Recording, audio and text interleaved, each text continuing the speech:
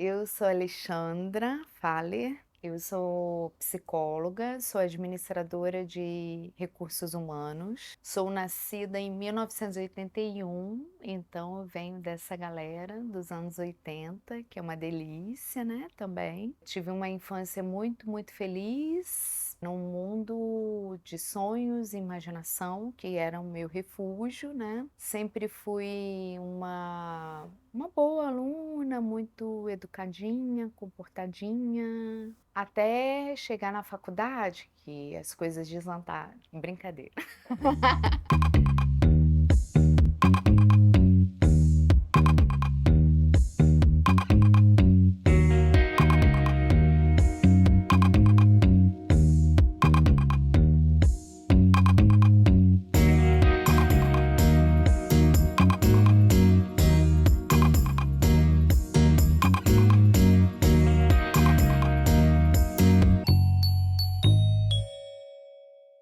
Entrei na faculdade, sempre me achei um pouco criativa, né, então eu fiquei ali: "Ah, vou fazer publicidade", e também tinha uma coisa, de pessoas o tempo todo, gostava muito de gente, fui abraçar árvore na praça, fazia os meus movimentos desde novinha, defendia causas desde nova. Né, tinha nos anos 80 era super permitido o bullying, que não é uma coisa legal. E eu era o anti-bullying já, porque tinha um amigo meu na escola, meu amigo até hoje, eu já com os meus 16 anos e ele tinha os seus 12, 13, então ele era de uma série mais baixinha e eu já estava no ensino médio, e era a época da brincadeira da dança da boquinha na garrafa lá, e a galera ia lá: "Bora!", colocava a garrafinha para ele dançar e ele dançava na boquinha da garrafa. E eu achava que estavam extrapolando com ele, que não era legal aquilo ali, apesar dele gostar muito de dançar aquilo lá, eu achava que extrapolava um pouco com ele. E aí eu falei assim: "Eu quero ver esse pessoal mexer com ele agora". Aí eu chamei ele e falei: "Oi, meu nome é Alexandra, você quer andar comigo?". Aí ele falou: "Quero". Aí eu peguei e falei assim: "Então a partir de hoje você vai andar comigo". E aí eu adotei ele, eu queria saber quem ia mexer com ele. E a partir dali, eu ajudei ele a ganhar o respeito ali daquelas pessoas. Enfim, hoje ele vive na Alemanha, eu estou falando da época que eu tinha 16 anos, hoje eu tenho 42, e ele continua meu amigo. Então eu venho com o meu movimento de estender o olhar para o outro desde muito cedo, muito cedo.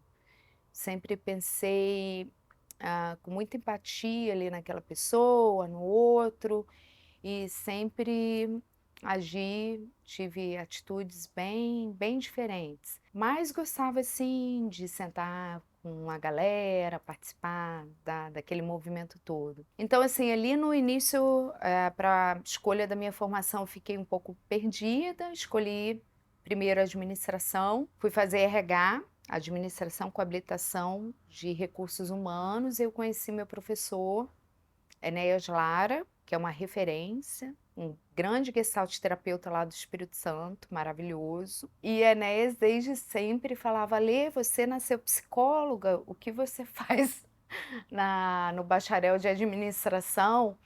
E aí eu olhava aquilo ali, achava muito estranho e pouco estudava para a matéria dele, tirava nota boa, muito boa, 10. Meus amigos super empenhados, era uma turma noturna, então as pessoas muito mais velhas que eu com 18, o pessoal da noite já era mais velho, se dando super mal, estudavam muito para aquilo e aquilo entrava com uma facilidade para mim incrível. O Enéas me chamou para trabalhar com ele como estagiária, e eu estava num processo seletivo para um banco, passei. Acabei que não fui trabalhar com ele. Quando terminou a administração com RH e todas as áreas lá do RH e da psicologia em si, era muito fluido e fácil para mim. Quando eu terminei a administração, dezembro, em janeiro eu já estava matriculada, iniciando a graduação de psicologia. E ali cheguei um pouco formatada da graduação de administração, não tinha muito jeito. muito travadinha já naquele padrão mais empresarial, que é o que a administração ensina, mas ali comecei a minha jornada na psicologia. A psicologia, inicialmente, quando eu ingressei nela, foi com uma ambição por trás mesmo, porque como eu já era administradora com habilitação em RH, e eu fazia, assim, excelentes dinâmicas de grupo e mandava muito bem naquilo ali, só que eu não tinha a a capacidade de fazer análise comportamental.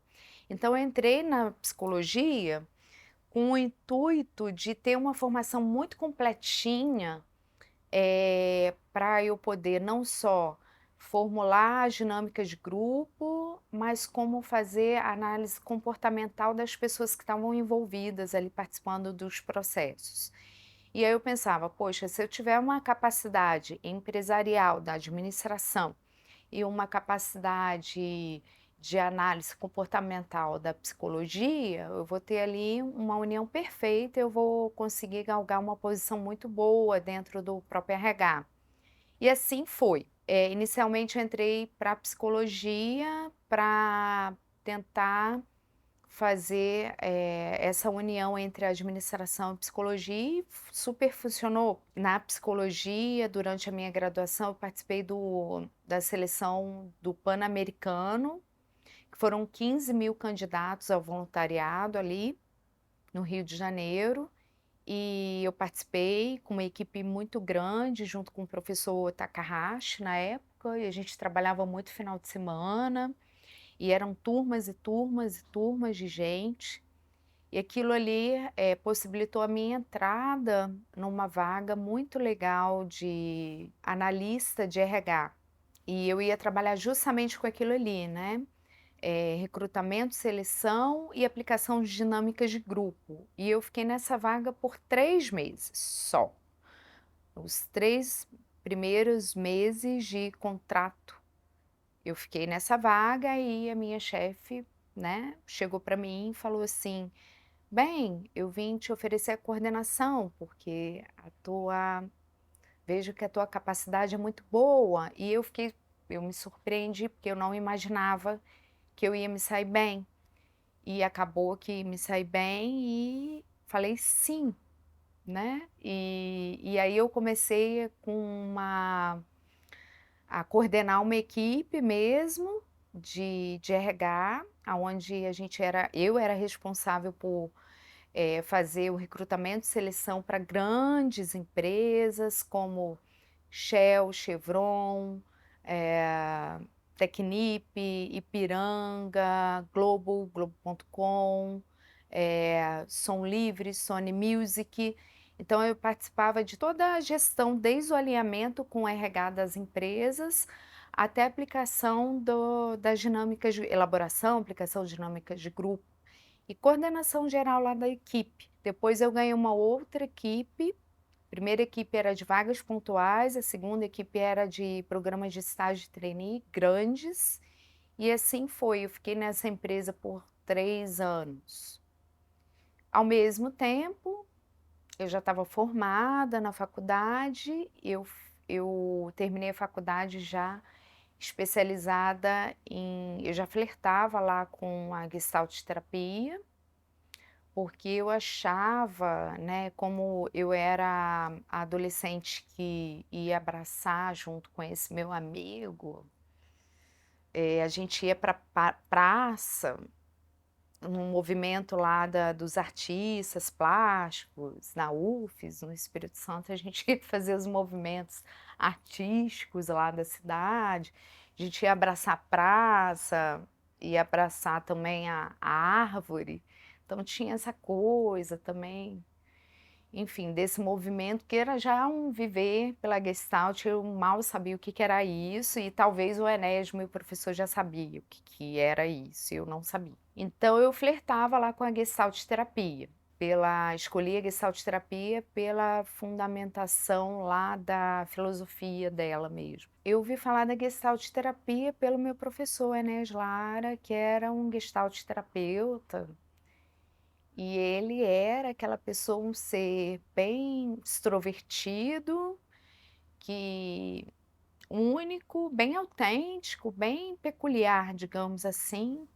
E ele tinha um encorajamento ali de ser ele mesmo. Alguns amavam, outros odiavam a forma dele, e para ele estava ótimo a forma dele, ele era feliz com ele, né.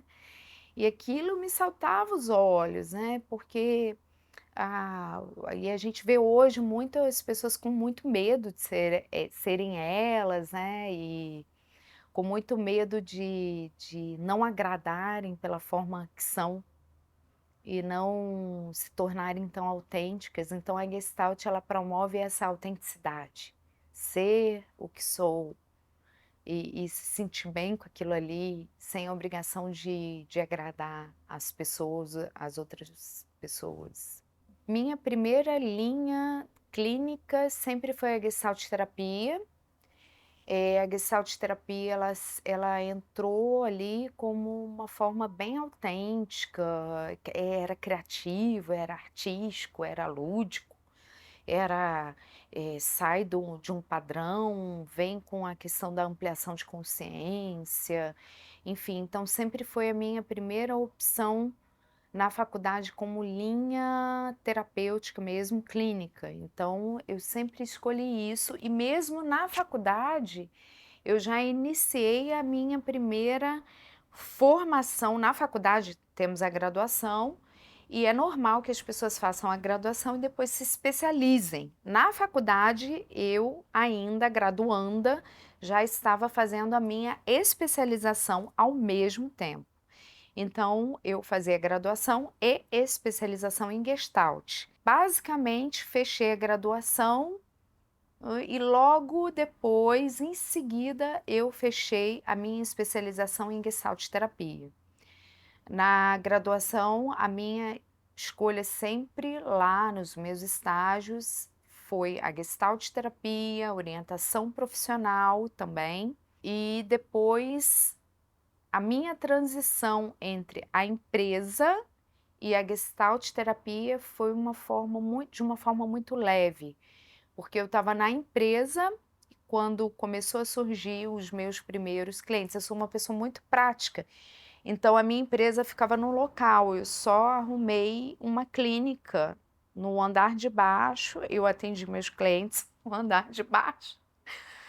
Até o horário que dava, apertava o elevador, subia, chegava no horário muito pontual na empresa. E foi assim que eu comecei.